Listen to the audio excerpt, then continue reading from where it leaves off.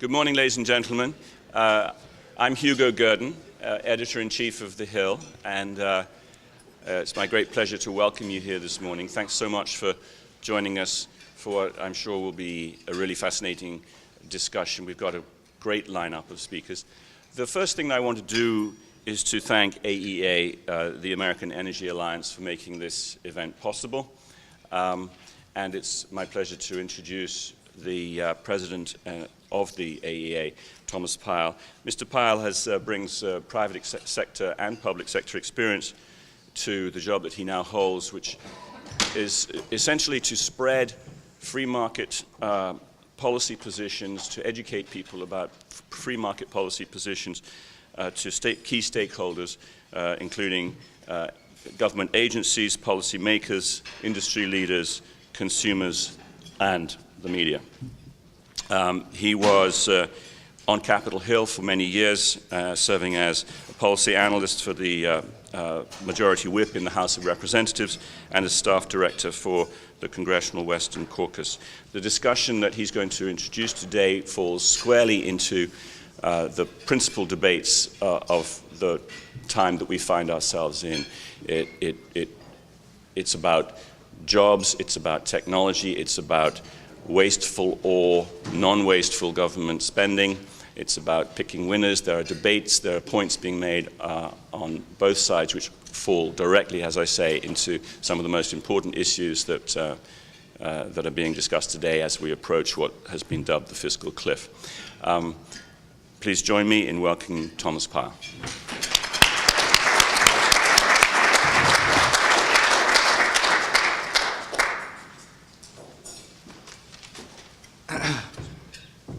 Well, thank you very much, and I appreciate The Hill for all the work you've put into getting the word out on this, and thank you all for braving the early morning breakfast circuit. Much appreciated. And I'd like to thank the moderator, Ben Gemin, and also our panelists.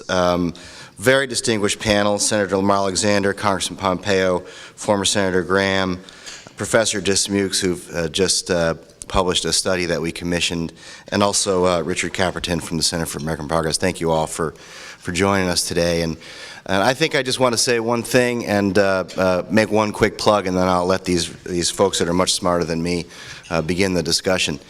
This is a really, really important issue. It cuts into several policy areas, energy being the one that we spend our time working on. But also, from the fiscal perspective, this is a one-year extension of a tax credit for $12 billion. My assertion is that if we cannot tackle something like this, given all the data and all the material that we have with respect to our fiscal issues, I'm not sure we're going to get to the serious things. So it is a symbolic issue from my perspective, from a fiscal point of view. But also it really does tell the story of what direction we want to go with respect to energy policy in this country. Do we want the government to be determining the winners and losers, the energy sources that are preferred? Do we want Washington lobbyists and corporations and folks in town packaging their energy source so that they can get the most benefit from Washington for it in the marketplace? Or do we want consumers to make those decisions? Do we want companies themselves to make those decisions? Do we want to create an environment where the private sector, the marketplace, is making the best decisions through the exchange of commerce and everything else? So I think that it's a very important and timely discussion. Obviously, there's a lot of activity surrounding it. I think our role here is to provide opportunities to get all the information out and let the good folks who have to make this decision at the end of the day come down one way or the other. So thank you all for coming, and I appreciate your time. And one last thing is we have little thumb drives on the tables. If you'd like to grab one of those and put it in your pocket on the way out. We know we don't like to carry all kinds of paper anymore, but it has a lot more information on this issue and all the other great things that we're working on. So thank you very much.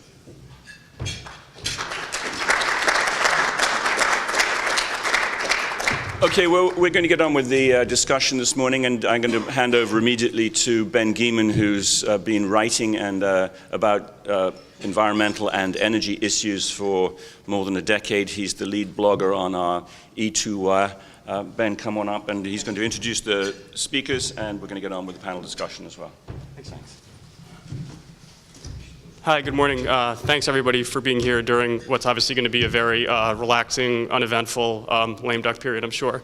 Yeah, I want to get into it right away. Let's introduce our speakers. Senator Lamar Alexander of Tennessee is a former two-term governor of the state. He's also the former Secretary of Education, and since his election to the Senate in 2002, he served several terms as chairman of the Senate Republican Conference. So Senator, thank you for being here, and if you want to take your seat, and then we'll keep bringing the panelists up. Our next panelist is Representative Mike Pompeo of Kansas, and he's just been elected to his second term in the House. And he's a West Point graduate who, before coming to Congress, was in private business in the aerospace and oil field services industry. And he's made a bit of a splash on the Energy and Commerce Committee with some legislation that would remove a number of different tax credits. So if, Congressman, if you'd want to take your seat, thank you. Our next panelist is former Senator Phil Gramm, and he's a vice chairman of UBS Investment Bank. Senator Gramm served 24 years in Congress, including 3 terms as senator from Texas, where he was involved in a series of noteworthy pieces of legislation, including the 1999 Gramm-Leach-Bliley Act, which modernized and deregulated the financial services industry, which was subsequently signed by President Clinton. Thank you for being here, Senator. Our next panelist is going to be Richard Caperton of the Center for American Progress. He's the director of the Clean Energy Investment Program with CAP, which is a leading think tank that was founded by John Podesta, who is former chief of staff to President Clinton. Richard has an MBA from Georgetown and has also worked with the Alliance for Climate Protection and the National Rural Electric Cooperative Association. Thanks for being here. And finally, we have economist David Dismukes of Louisiana State University. He's the associate director of the university's Center for Energy Studies, and he's been published widely in a number of journals and quoted widely on a number of different energy topics, including oil and gas exploration and production and energy market design. So thank you for being here. And I think what we're going to do is we're going to start with some opening remarks from all of our speakers in the order they came up in, and then from there I'm going to have a few questions, and then we'll hopefully have some time. In fact, I'm sure we'll have some time to open it up to some audience questions as well. So Senator Alexander, thank you. Thank you very much. Thanks for inviting me. It's good to be with distinguished panelists. This is a week when the President and most of us are talking about reducing the debt by getting rid of tax loopholes, and the wind industry has decided to celebrate that this week by extending one of the biggest loopholes. It's the wind production tax credit. It's a temporary tax credit. It's been in place now 20 years. This is the 8th time the temporary tax credit would be renewed, and was said it's not really a 1-year extension, it's a 10-year extension, because everybody who qualifies in the first year gets 10 years of tax breaks. So it's $12 billion plus on top of the $14 billion or so, or actually I think it's $16 billion or so between the Joint Tax Committee says between 2009 and 2014 through the production tax credit and various stimulus grants.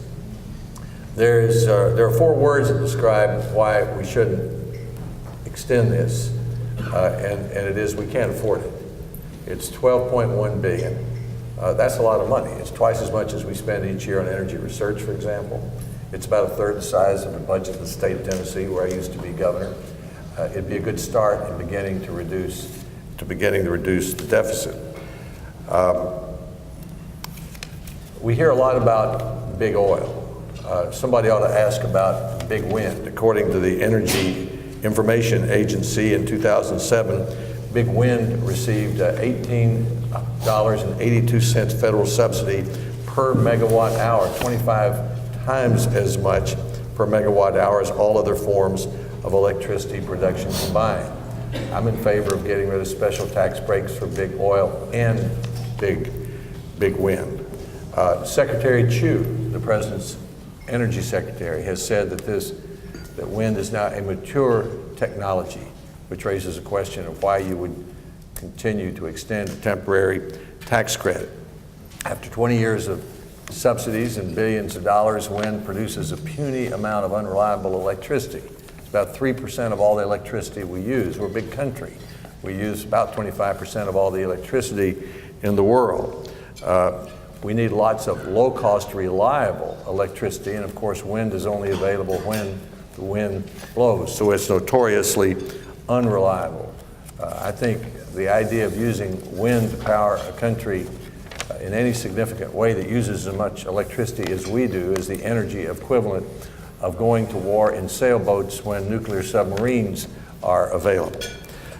The wind subsidy has gotten to be so large, it now exceeds the price of electricity in many wholesale markets, that at night, when there's a lot of wind and low demand, the wind developers actually have enough money to pay the distributors to take their product, undercutting the baseload energy producers around the country and making us even more reliable on an unreliable source of energy. And then there's the idea that it's ironic to me that environmentalists support wind energy. To me, it destroys the environment in the name of saving the environment. In the eastern part of the United States where I live, the only place these big giant things go, I mean, they're 3 times taller than the skyboxes at our football stadium. They're as wide as a football field, is long. The only place they really work's on top of mountain ridges, and there's better ways to produce clean energy. For example, 4 nuclear power plants would produce as much energy as stringing these gigantic wind turbines all the way from Georgia to Maine along the 2,178 miles of the Appalachian Trail.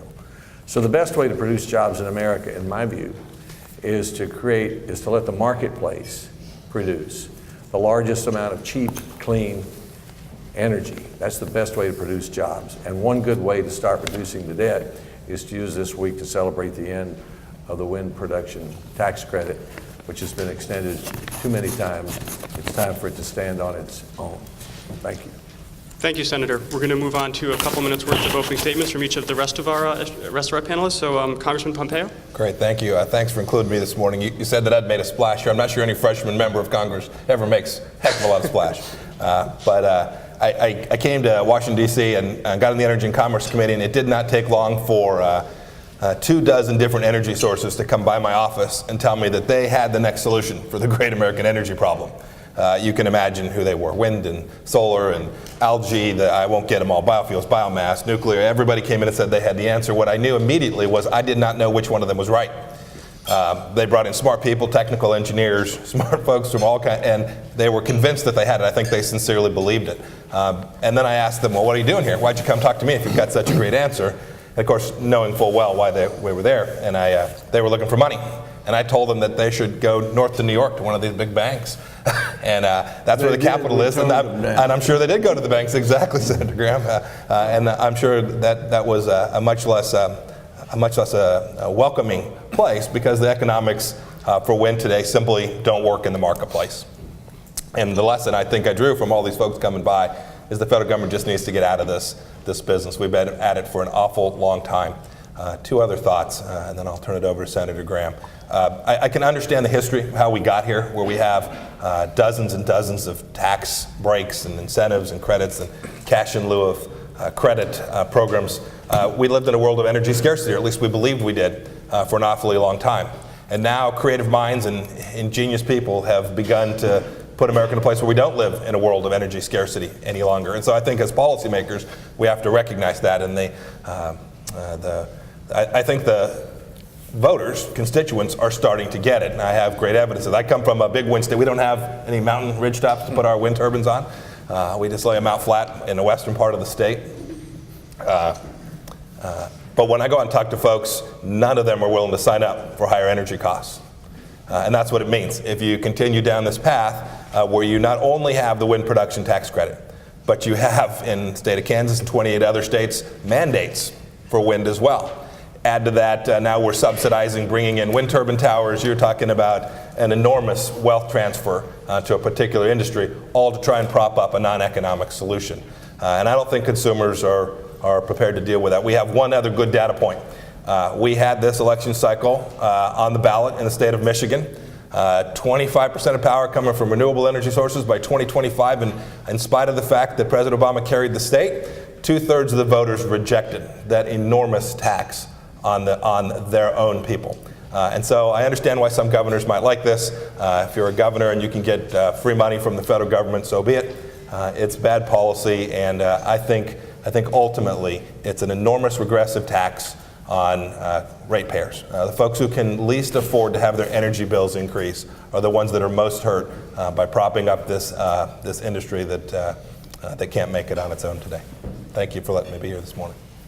Well, thank you very much. I'd like to make 3 points, and I think they're the salient points about the debate. Energy coming from wind power is relatively expensive when you look at the total cost.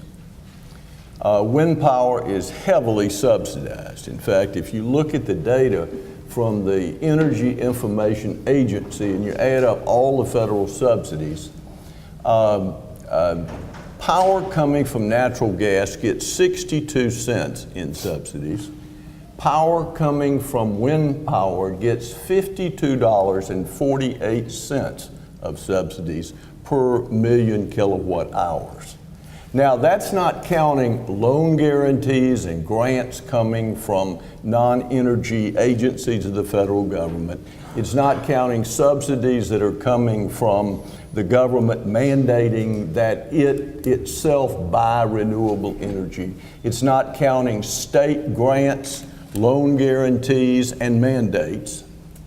And my guess is, while nobody has added all of that up, that any reasonable addition of those costs and subsidies would basically show that we're subsidizing wind power at about the amount that power generated from natural gas cost. Now, I'm not going to go into how power is marketed. It's marketed in 2 different ways depending on the market, but basically it's competition based on variable cost. And since the biggest part of wind subsidies come when you actually sell the power, they're keen to sell the power. And since they can give it away and actually make a profit, you won't be surprised to hear, as many of you have heard, that in some parts of the country, the power generators from wind generation actually pay the grid to take the power. Now, I'm from Texas, and in West Texas, we have more wind power as a percentage of our power generation than anybody in America, as far as I'm aware. For the last 5 years, 8% or more of the time, wind power generators in West Texas have paid the grid to take their power. Now, what this basically does is crowd other suppliers of electricity off the grid, and most of those suppliers are supplying electricity that, when you look at the total cost, is cheaper than wind power. That's point number 1. Point number 2 is wind power is the most unreliable source of energy generated on Earth today. It is unreliable because it generates only when the wind blows. The most famous example in America was July 6th of this year. In Chicago, there was an all-time maximum demand for electricity. And on that day, even though Chicago had substantial wind power sources, wind power failure rate was 99.8%. In Germany, in February, on one day, wind power generated almost 1/3 of the electric power of the country, and 4 days later, it was still, and it generated 0. Now, why is that relevant? It's relevant because people don't want their lights to go out. And so when you're using wind, and all the examples I've given are people that are using it because of a mandate, at least in part, because of a mandate government has imposed. They have to use it. When it doesn't deliver, you got to have backup. Part of that backup has got to be from a plant that is actually running.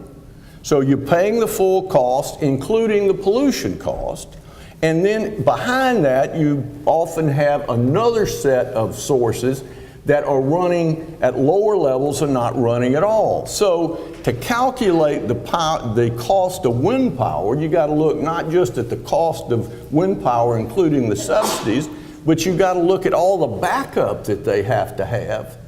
And when you do that, not only do costs go up further, but the benefit of environmental improvement, especially if the backup is coal power, which it often is at least partially lost. Final point, wind was a strange industry to pick to decide to subsidize in 1992. Wind power is one of the oldest power sources in the world. It was invented by a Greek mathematician in Alexandria in roughly the year 0. He developed and built a windmill. It then spread throughout the Greek and Roman world. By the Middle Ages, it was in general use in Asia and in Europe. It came to America in the colonial period. We developed a system and actually generated electricity from windmills 125 years ago. In 1992, when Congress started to subsidize wind power, Phil Sharp, an old friend of mine I served on the Energy and Commerce Committee with, argued that this was an incentive and not a subsidy. It should be a 10-year period to get it going. It has expired and been renewed now 7 times. So basically where we are is that we have a system whereby very expensive energy is being substituted for cheaper energy because of subsidies. It is an unreliable source and has to have tremendous costly backup. And finally, the argument for subsidizing it never made any sense. And so today we're in a period where it is true that costs came down when you got away from just the one-off construction of a windmill. But by 1992, when the subsidy started, windmills were being built, and I can find no evidence whatsoever to substantiate a claim that since 1992, the cost of windmill-generated electricity has come down.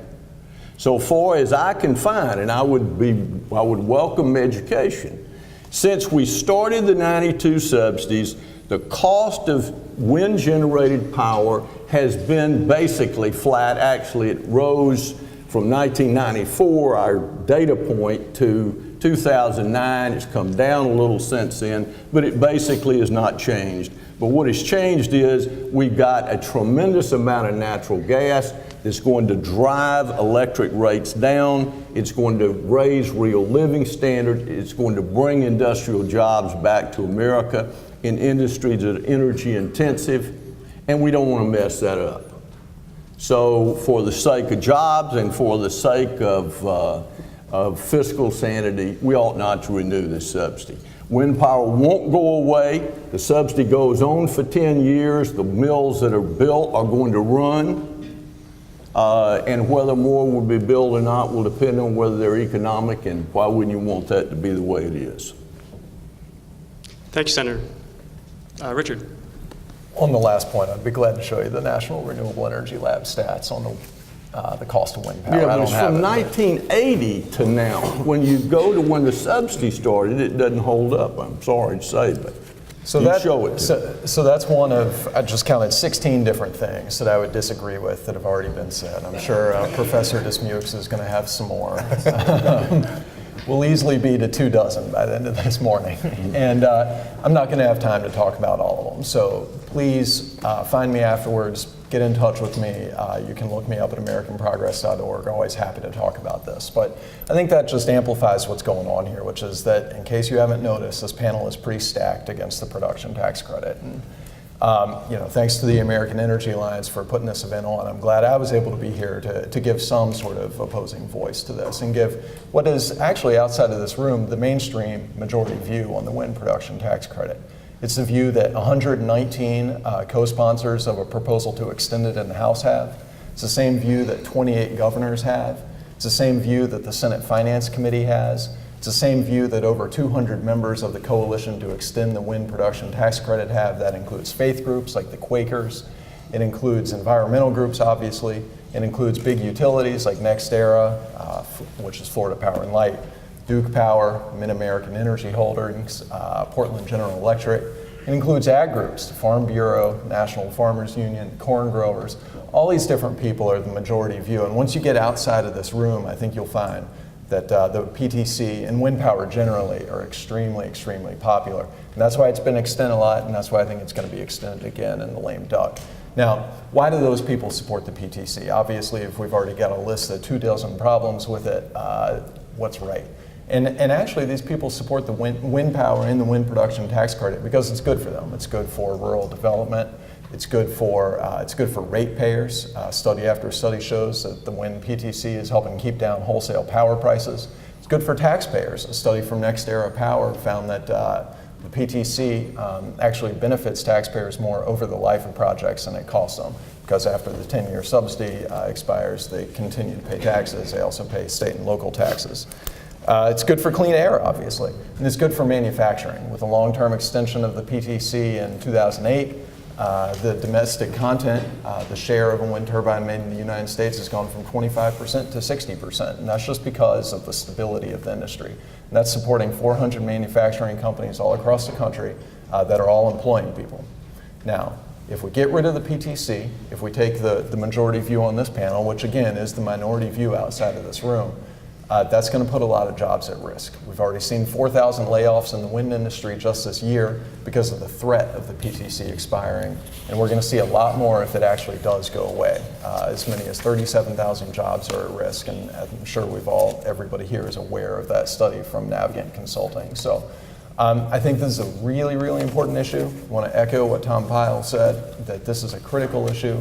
It's about our energy future, it's about clean air, it's about doing the right thing by the environment and the right thing for workers and the right thing for our rural communities. So again, I'm not going to be able to address every single claim that gets made here. I'll take them as I can during the question session, but please look me up afterwards and I'll be happy to talk about any of this. Thanks. Thank you. Professor. Thank you. Well, good morning, everybody. As Tom mentioned earlier, the American Energy Alliance helped fund the study that we did, and I've noticed you all have a copy of that, so I won't go through each and all of the points. A lot of them have already been made here this morning, but there are a couple quick ones that I do want to touch on that we found as good arguments, I think, for allowing the Wind PTC to expire this next year. The first one of which, as you heard earlier, is the fact that when we did this PTC back in the early 1990s, one of the main rationales for this was to promote an infant industry and to get it off on its feet and kind of get training wheels on it so it could sustain itself for development over the long run. If you look since that time period, we've gone in the early 1980s from about 8 gigawatts of capacity to well over 50 gigawatts of capacity in the wind industry. And if you look over the intermediate to longer term time period for the growth opportunities for wind, you're looking at generation growth that goes anywhere from about 500 billion kWhs a year all the way up to 750 billion kWhs a year, and well in excess of 100 gigawatts of capacity opportunities. Again, keeping in mind that today we're at a level of 50, so almost doubling that by 2030. So there are certainly continued opportunities in this market, and opportunities that you don't see afforded to many other types of power generation, because these have all been stimulated, in my opinion, through the big state initiatives that have occurred through renewable portfolio standards. Those have created markets for renewable energy, and if you look at the development, you just kind of track that since the early 1990s. The real development in this industry started to explode about the time that most of these states had moved forward with these RPS standards and have been very instrumental and important in stimulating renewable energy and adopting essentially market-based approaches for internalizing these subsidies that are actually afforded to wind energy. This again is an industry that's got tremendous growth capabilities. Standard & Poor's estimates about $150 billion and new investment opportunities in this industry over the next 10 years or so. I mean, Richard is right, there have been contractions in this industry, but this is part of the growing pains of being in the energy business. It is one that is cyclical. We see high gas prices, we see low gas prices, we see periods of lumpy investment in this industry where we go in with big refining additions, we go in with power additions, only to burn that capacity off. We're certainly in a position, I think, like that right now with the wind industry. It is one, in my opinion, that is well overdeveloped. We have about 4,000 megawatts of excess manufacturing capabilities out in this industry right now. It is one that in many ways has gotten far ahead of itself given some of these generous subsidies that keep layering on themselves over and over again. And so it doesn't seem unreasonable to see a contraction in this industry. Continuing the PTC now is not going to do a lot to bring those jobs back because gas prices are low, demand is down. We've lost about a decade's worth of demand that is driving our need for power generation and new capacity resources. So these are just functions of what's going on in the market broadly right now. And I'm certainly not arguing that the PTC isn't important, but I think you need to think about the broader macro trends that are going on in the energy business right now that the wind industry is quite frankly starting to get exposed to. And ultimately that's what we want. We want them to be an integrated part of that energy business, and they are, for good or better, for better or for worse. There are also big challenges that we see over the near term with these resources. I know that Senator Graham referenced some of these. Richard talked about these lower cost of supply and how ratepayers have benefited. I take a little bit of an issue with that. I think in the near term, when you look at wind energy and how it's dispatched in these markets, it can actually reduce those costs in the near term. The problem that we're seeing that Senator Graham referenced earlier is that these resources are not zero dispatching out their generation. They're actually taking negative prices or paying to have that resource dispatched into that market. That is something that you don't see commonly happen unless you've got some kind of significant operational constraint in a market happen on a regular basis. This creates a lot of intermediate and longer run instability in energy markets, because if we have those kinds of ups and downs and negative pricing in these markets, it's going to take megawatts off that we need for backup generation for many of these resources. It's going to replace them with megawatts, wind megawatts, that aren't there when we need them during peak periods. Their availability is maybe at best 15%, or in some instances worse that Senator Graham was talking about. And we're using essentially a tax policy to distort pricing in energy markets. And I would think that we've come a long way over the last several years in developing competitive energy markets where we've tried to get away from that kind of government intervention. And I think one of the best steps of doing that would be allowing the PTC to expire. Well, thank you all for your remarks. And I want, moving into questions, I wanted to start with a political question. Senator Alexander, the Wind PTC has gone down to the wire sometimes in recent years and has been extended. I wanted to just get a sense of, do you feel, how do you assess the likelihood, and in your conversations with other lawmakers and with leadership, do you think that there's an appetite at this point to not extend it and allow it to lapse? I think there's certainly the largest realization that we've ever had that it's time for it to end. The Wind PTC benefited from being an Iowa product, and presidential campaigns are conducted every 4 years in Iowa, so it had about the same sort of congressional support that ethanol produced, because people like Phil Graham and me and others would traipse through Iowa, and some not us, would favor. Weren't too welcome either. would favor the subsidy.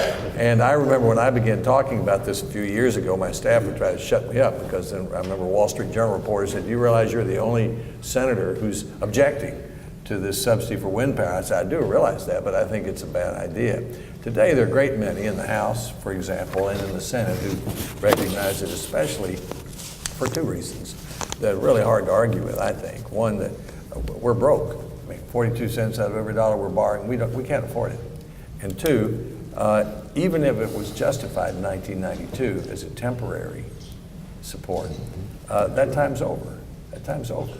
So even if you like wind power, and then, but three, for us in Tennessee, I mean, problems for us are wind doesn't blow there. But all these mandates and credits encourage the building of the only wind farm in the southeastern United States on top of a beautiful mountain. So we got 28 of these things. They're huge. They operate about 21% of the time. They're reliable about 11% of the time. So we pay more for wind power that doesn't work in our region, and then we're required to pay more to help build windmills in South Dakota, we'd rather use the money to pay for the pollution control equipment on our coal plants, to pay for energy efficiency, and to build nuclear power, which is cleaner and more reliable. So that's the impact of subsidies, as subsidies always are. So I think there's a growing realization that it's time for this to be over. The best indication is the wind industry's own admission it's time to phase it out. Of course, they've been saying that for a long time, and it really doesn't phase it out when you pass a 1-year extension that gives everybody a 10-year break and costs $12 billion. So I think there's greater hope for fiscal sanity, but we're not there yet. Would anyone else like to address that question about the about the odds of this getting over the finish line or stopping short of the finish line in the lame duck? I'll just say this: even the folks who are defenders of the production tax credit, when I get them in a room alone, would acknowledge that it's bad policy, that it's the wrong direction. Every candidate for president on both sides of the aisle talked about fixing the tax code, getting rid of all these special interest rent-seeking provisions that are buried in the thing. And this is one among many. And so there is a strengthening of our case. I think the American people are starting to understand it as well, what it really means for them. And so I think there's still a battle through the end of the year because of the way this is going to unfold to make sure that this doesn't get extended. But I think support for it on the House side is ever diminishing. Any promises from Boehner or Cantor in your discussions with them or other leadership offices about it? There's still a lot of work to do. May I comment on this question? Sure. Yeah, here's the problem in a nutshell. If you ever spend any time in Congress, you understand it. Every special interest group in America is looking over the congressman's right shoulder, sending letters back home, making calls, doing emails, telling people whether he cares about this group or that group or this group or that group. And they're organized, they're focused, they understand the issue, and they're directly benefiting. It's why they're supporting it. It's putting money in their pocket and substantial amounts of it. Then over the other shoulder, you got the general public. They're worrying about why Alabama lost the football game on Saturday. They're not organized, they're not focused. The money's coming out of their pocket, but for them, it's coming out in small amounts depending on the size of their pocket, but it's coming out of all of their pockets. Now, who do you think tends to dominate in that debate?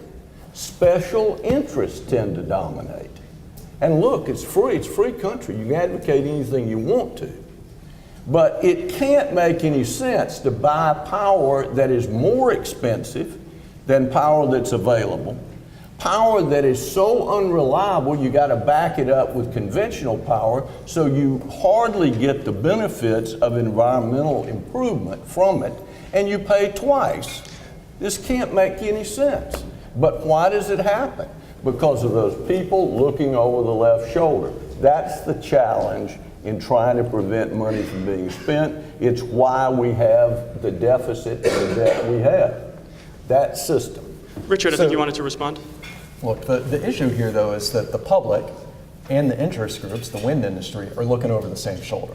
They've got the same view on this. 70% of voters in Iowa and Colorado and Virginia and other swing states support an extension of the production tax credit.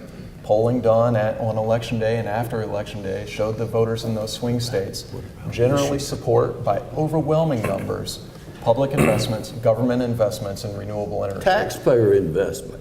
Yeah, so the government's got no money. It was only on now I do think there's a conversation about tax reform, and I think if you're right, people should be having that conversation. And I think if we want to talk about the PTC in the context of broader tax reform, if we want to talk about the oil and gas tax expenditures, certainly, but also everything else in the tax code, that's a good time to have that conversation. But singling out the production tax credit and the wind industry as the only industry that should bear the burden of fixing the federal deficit is ridiculous. And just Richard knows this. My legislation that I've proposed gets rid of every single tax credit in the entire Internal Revenue Code related to any energy source. If I didn't find one, please tell me. We'll add it to the bill. But we think we got them all. So we're not singling out any particular source. And the voters only had one opportunity this election to vote. on this issue, and they rejected it 2-1 in the state of Michigan. 2-1. And I can't tell you how it played out in the context of presidential politics, because I think it was a pretty low valence issue. But I'll tell you what, when I talk to folks, ranchers, farmers out in Kansas, they understand that they're not prepared to pay higher energy prices for some green dream. They're just not. If I could hop in with two questions, then. One is Congressman Pompeo. I believe there are a couple of deductions available to the oil and gas industry and some other industries as well. And some of the most lucrative ones, I believe, are not part of your bill, including the Section 199 deduction. So I'm wondering, would you, in these discussions of the fiscal cliff, or as your legislation moves forward, perhaps in the next Congress, would you be open to adding any more? Would you be open to stripping away any more deductions from the oil industry than your legislation already does? Yeah. Well, two thoughts. First of all, my legislation does impact the oil and gas industry. There are tax credits that are available to them. It is the case. I came here. Clear, they score at 0 right now. Well, I can't. That may well be. They were in the code. They were tax credits. They had to do with energy. They should be gone. We ought to get the government out of every place we can. Every single one of those provisions ought to go away. To the extent you're picking at a particular industry, it ought to go away. Some of the ones that you're referring to are broader than that. I wouldn't consider them exclusively related to the oil and gas industry. But it's true. My legislation doesn't get after all of them. There's guarantees. I've only been here 22 months. Stand by. We'll get to it. There's lots of guarantees. There's lots of subsidies, other places that we still have yet to get to as part of a comprehensive tax reform. And I'm prepared to make sure we get the government out of every single place where it's picking a winner or a loser in energy markets. If I could interrupt really briefly, I think unfortunately Senator Alexander may have to be leaving the discussion to, I think.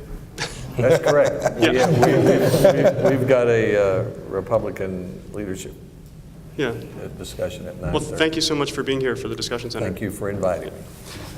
As we wanted to hop back in on the politics of this a little bit, I mean, the Obama campaign did make a big issue of the wind energy tax credit in its state-based campaigns in both Iowa and Colorado, two states where you've got a significant wind industry footprint. And of course, the president did win both those states. I wonder, does that show that from a raw political standpoint, that support for the production tax credit is politically popular? Well, go ahead. So I think voters like it, obviously. The polling continues to show that voters support renewable energy and they support pro-environment policies. There's no doubt about that. I think in the context of the presidential election, obviously President Obama won convincingly and won convincingly for a whole lot of reasons. One of those reasons was because in certain states, Iowa and Colorado, the wind production tax credit and the wind energy industry generally is very powerful and it's popular and people like it, and his support of that industry certainly helped. Now I think obviously the degree to which it helped is debatable, and you certainly saw broad Republican support in those states. Steve King in Iowa is a big supporter of this, and he's pretty conservative. It also, I think, sorry, I'll leave it there. Okay.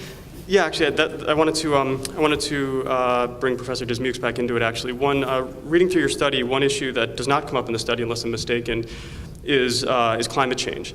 And we had an International Energy Agency report came out just a few days ago that notes that according to the analysts that they have, there's approximately a 5-year window before we quote unquote lock in a dangerous level over 2 degrees Celsius of global warming. So, given those warnings, which have been similarly echoed by other scientists and analysts, is it a good idea to be removing any tools that help to develop and promote low emissions power?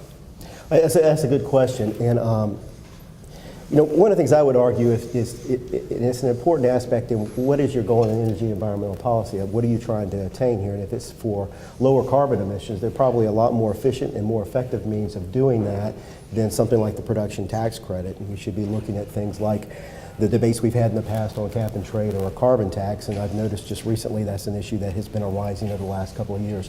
You get these unintended consequences and distortions when you try to go in and piecemeal these and pick winners and losers about what's going to be the most successful at mitigating carbon emissions. In this instance, you're saying it's wind energy when it may be nuclear, or it may be energy efficiency, or it may be something else. So I think a broader approach to doing this would be the one that's more advisable if you're looking at a carbon reduction strategy.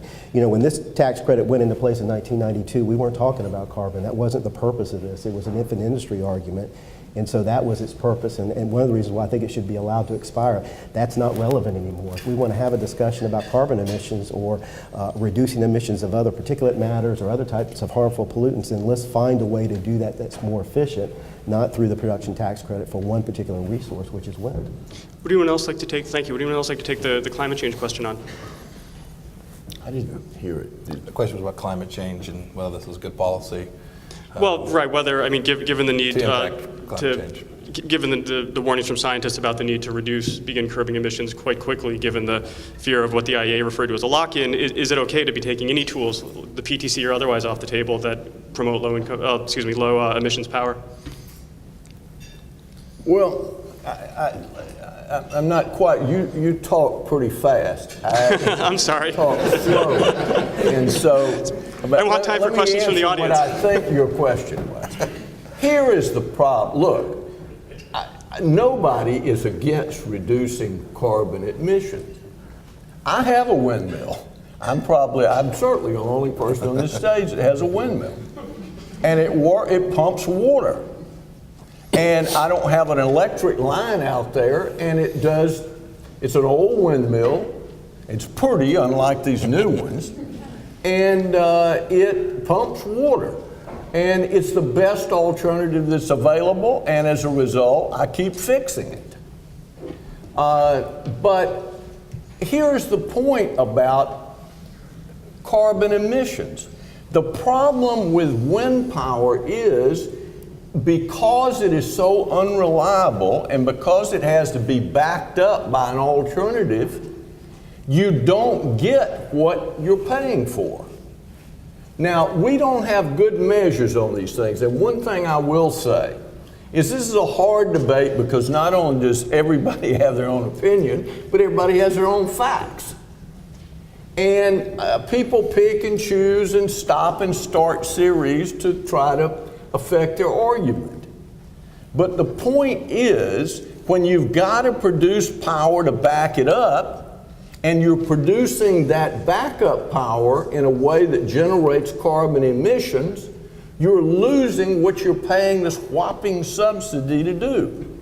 And as the professor said, if you wanted to reduce emissions of carbon, there are a lot better and more efficient ways to do it.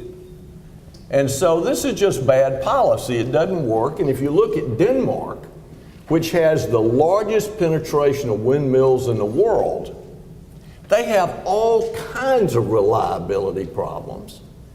And it's not clear that they benefited substantially from having all these windmills. The problem is getting people who are benefiting with big amounts of cash from making windmills, putting them in place and paying people to take the power to get the subsidy. It's hard to get them to debate these things. And it's hard to get the public to acquire the information. That's the frustrating thing about the debate. But on a right or wrong scale, this is a bad policy. It's not just the money, the policy's a bad policy. Professor, do you want to? Yeah, just one more thing. I didn't know if anybody saw this. There was a good article in the Journal this morning about what's been going on in Western Europe and in Germany in particular, where we've seen some kind of unintended consequences associated with renewable standards and the presumption that carbon emissions are going to be lowered. And one of the things that we're finding right now that they were saying is, many utilities are getting forced to shut down base load plants that are creating financial stress on them. And if anything, the coal generators are actually ramping up because of the variable wind generation that's getting dispatched well above their requirements in those markets. And because the carbon prices are so cheap in that market right now, they're actually increasing their emissions. They're not actually decreasing them. So again, I think this really gives you some kind of real world experiences on how kind of you get these unintended consequences in policy when you overlay subsidies on top of subsidies and mechanisms on top of mechanisms. Okay. Richard, do you want to? Thank you, George. Good to hear a lot of support for a carbon tax here. It would be not that much.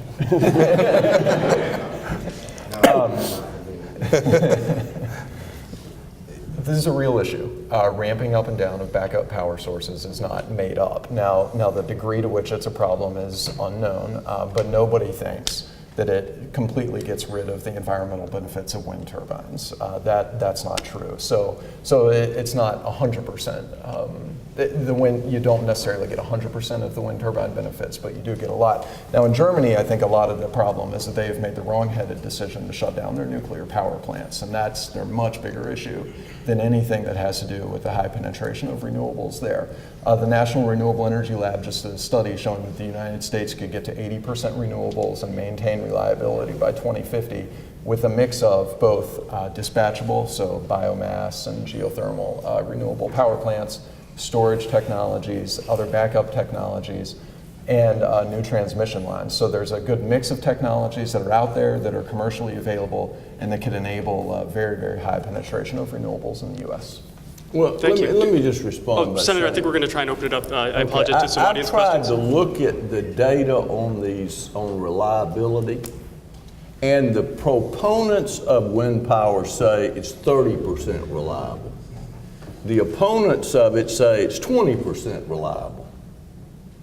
Well, even if it were 50% reliable, that means you've got to pay to do it twice. And it's already more expensive than the alternative, and natural gas is going to reduce carbon emissions. And it's also going to bring millions of jobs, not 34,000 jobs, millions of jobs when we are competitive in energy-intensive industries again. It's just a bad bargain. And it's not, it's a shame that it is the way it is, but it's the reason it never developed electricity commercially to begin with. It's been around 125 years. This is not new technology. The windmill's been around for 2,000 years. We know a lot about it. A lot of people have run them. In my part of the country, we say one windmill, one worker, because you have to fix them all the time. But they come with those things, and you can't just act like they don't exist. They do exist, and they're real. I hope we've got some audience questions that exist too. Does anyone have any questions for the panelists?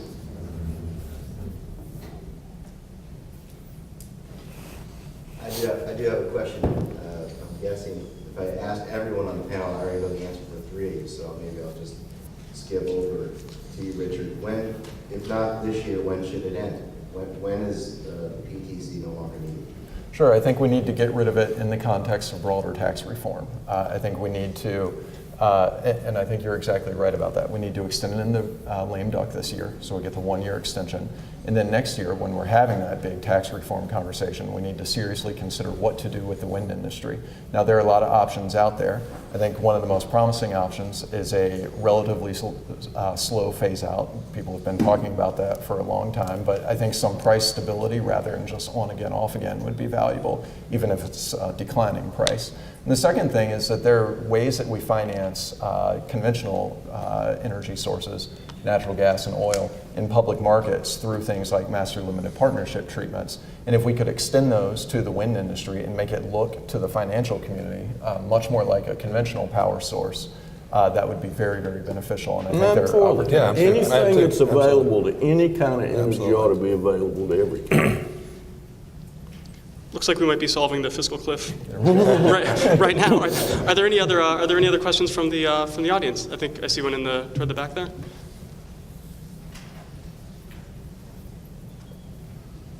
Thanks. I'm just wondering, you talked about a phase out, but isn't a phase out already built into the plan? Aren't we locked into another $10 billion of spending for the next 10 years of the current law without the extension that's in the Finance Committee extenders? Isn't that a phase out we can already agree to without adding another $12.1 billion with the 1-year extension? So the way the tax credit works is that when you build a wind turbine, the first 10 years of that turbine's life, it gets a tax credit of 2.2 cents per every kilowatt hour it generates. That's fixed. Now, if you build a turbine today, you get that credit for the next 10 years. If you build it on January 1st, 2013, you don't get the credit at all. So what I'm talking about is if you build it in 2013, then you get, I'm making numbers up here, but 1.8 cents a kilowatt hour. And if you build it in 2014, 1.4 cents. So that sort of phase out. I would like to add one thing, and I'm not into politics, so I really can't talk about the politics of this particular issue, but if you're thinking about this one-year extension in the program, if you look at the projects that are running through the pipeline now, they're anticipating that there won't be a PTC. And it takes 12 to 24 months to site and plan a project. So all you're going to wind up doing is creating a windfall for those projects that have already anticipated coming online without that credit. So I don't understand why that would be a good policy to extend it 1 year. I mean, that's all you're doing is affording a windfall to projects because it takes that long to develop one. But haven't we seen, in the years in which it has been allowed to expire, which I think last happened in 2004, my understanding is that there has been a fairly steep drop in new projects brought online the following year. Look, there have been. I mean, admittedly, that you're going to react to these tax credits. I think a lot of what you're seeing in today's market, though, goes beyond just those tax credits. It includes a lot of things that are going on in the market generally. And 12 months alone just isn't going to buy you that much. When you get these extensions, they tend to be for longer periods of time. 1 year is not going to do it, right? Yeah. The reason there's a big ramp up afterwards is because you should see the mad dash to find concrete in Kansas before December 31st, 2013, right? You got to get it up, you got to get it in. Just like cash for clunkers, there weren't very many cars sold when that expired either, right? You just brought demand incredibly forward. So you do see this absolute up and down roller coaster effect when you see this tax credit go on and off. I think that's further evidence that it's non-economic, right? Tax credit goes away, so does the non-economic activity. Thank you. I think I see a couple more questions, 2 questions from this table over here.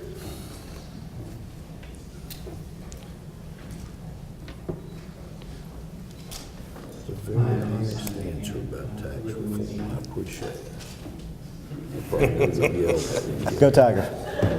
I was concerned about the Alabama game, by the way, Senator Graham. So was I.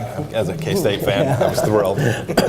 I'm really glad Senator Graham kind of put things into perspective of, you've got the angels on the one side, the devil on the other, like your shoulder looking over, what you're doing from year to year. The angels are your constituents, and the devils are the private industry that's telling you to do something that your constituents may or may not want. And as Richard was saying, the constituents overwhelmingly support wind energy. And it sounds like most of the folks on the panel here aren't just anti-PTC, you're anti-wind. I mean, these arguments that you're using of it's not reliable, it's ugly, I don't want it on my mountain. These are anti-wind arguments that you're using. It's not anti-PTC. And so my question really is, who is the American Energy Alliance in this debate?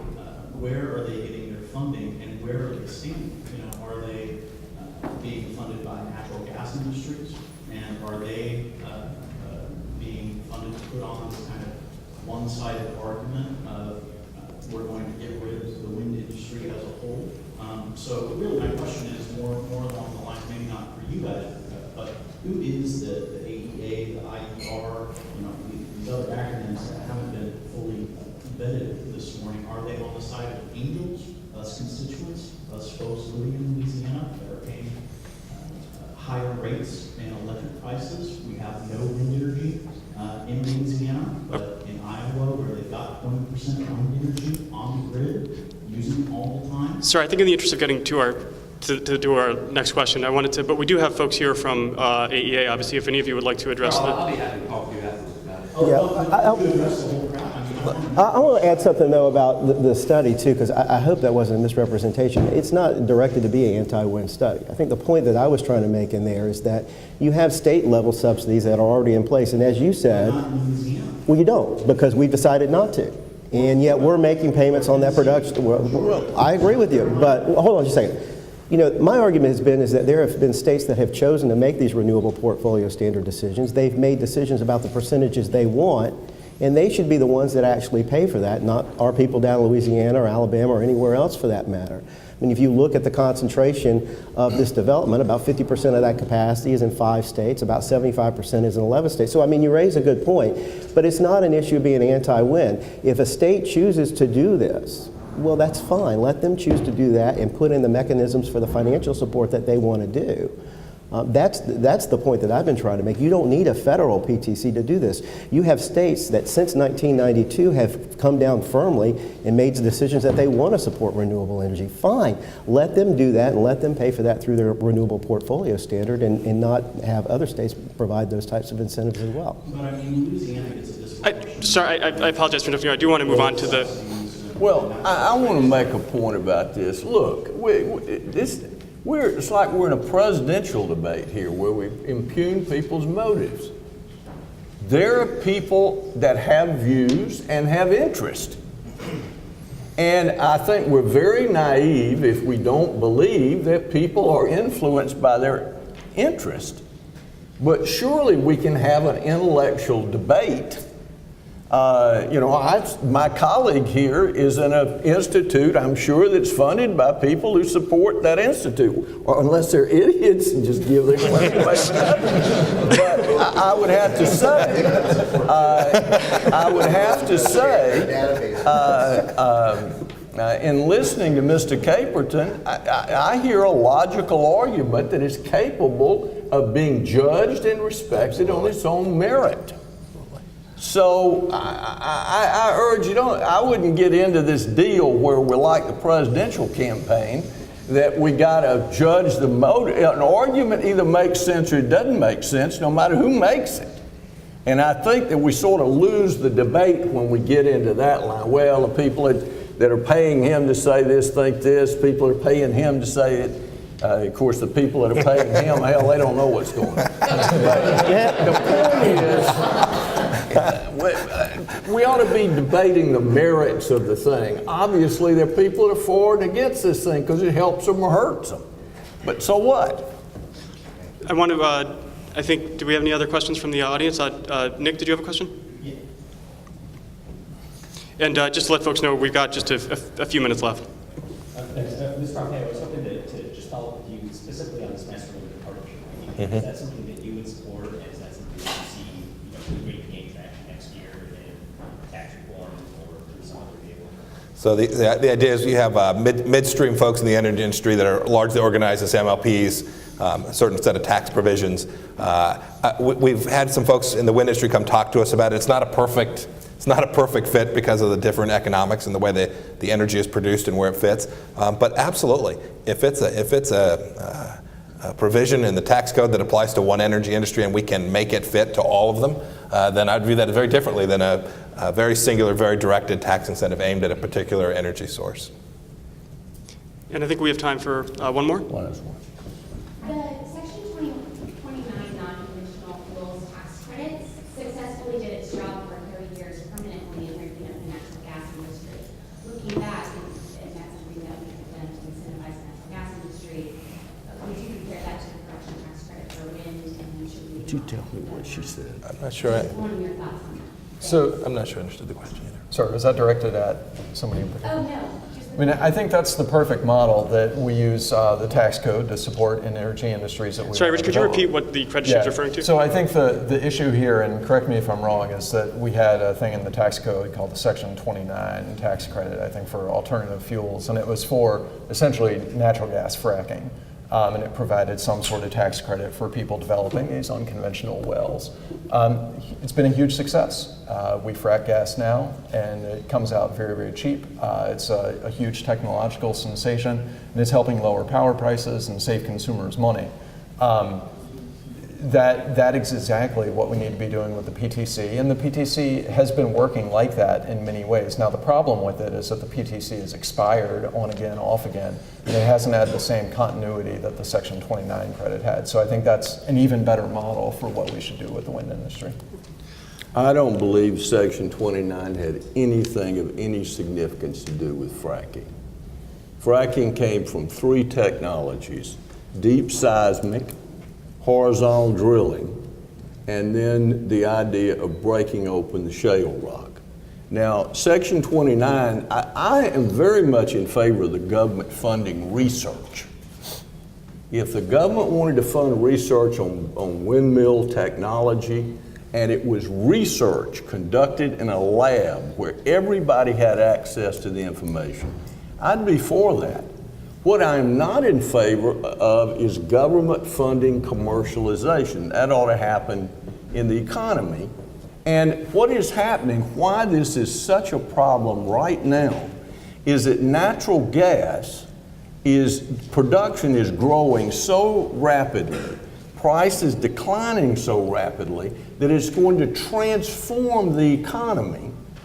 And so we need to get this other stuff, all these distortions out of the way and let the market work, because there's just huge benefits coming from this. And the truth is, even the government can't overwhelm what is about to happen in the marketplace. It's just going to spend a lot of money and create a lot of distortions. Thank you. I think we're running out of time here. I'd like to thank all the panelists for what I think was a quite lively discussion, and I'd like to thank you all for being here too.